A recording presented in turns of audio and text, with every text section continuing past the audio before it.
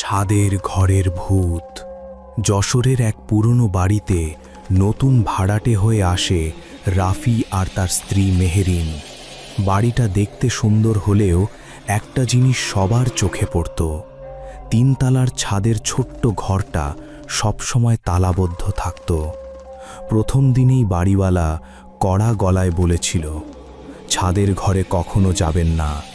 রাফি হাসতে হাসতে বলেছিল, আরে আঙ্কেল, ওই ঘরে কি ভূত আছে নাকি? বাড়িওয়ালা কোনো উত্তর দেয়নি, শুধু মুখ ঘুরিয়ে চলে গিয়েছিল। প্রথম কয়েকদিন সব ঠিকই ছিল, কিন্তু রাত বাড়লেই উপরে থেকে অদ্ভুত শব্দ আসত। ঠক ঠক ঠক। মনে হতো কেউ যেন কাঠের দরজায় ধীরে ধীরে আঘাত করছে। এক রাতে মেহেরিন ভয়ে কাঁপতে কাঁপতে বলল, রাফি, কেউ যেন হাঁটছে উপরে। রাফি সাহস করে ছাদে গেল। চারপাশ অন্ধকার, শুধু সেই ছোট্ট ঘরটার সামনে একটা হলুদ বাল্ব টিমটিম করছিল। হঠাৎ ভেতর থেকে শোনা গেল, দরজা খোলো। রাফির শরীর ঠান্ডা হয়ে গেল। সে দৌড়ে নিচে নেমে আসে।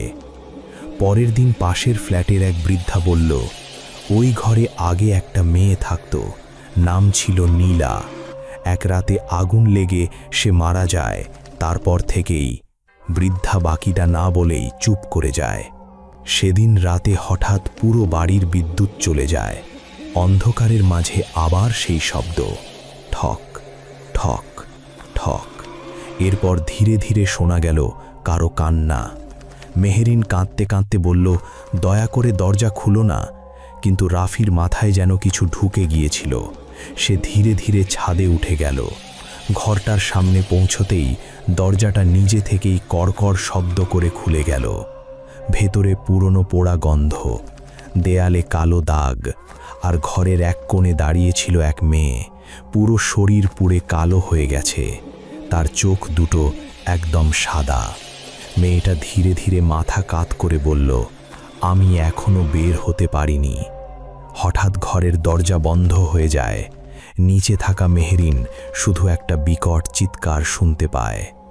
পরদিন সকালে ছাদের ঘরটা আবার তালাবদ্ধ ছিল, কিন্তু রাফিকে আর কখনো খুঁজে পাওয়া যায়নি। আর গভীর রাতে এখনো সেই বাড়ির ছাদ থেকে ভেসে আসে, ঠক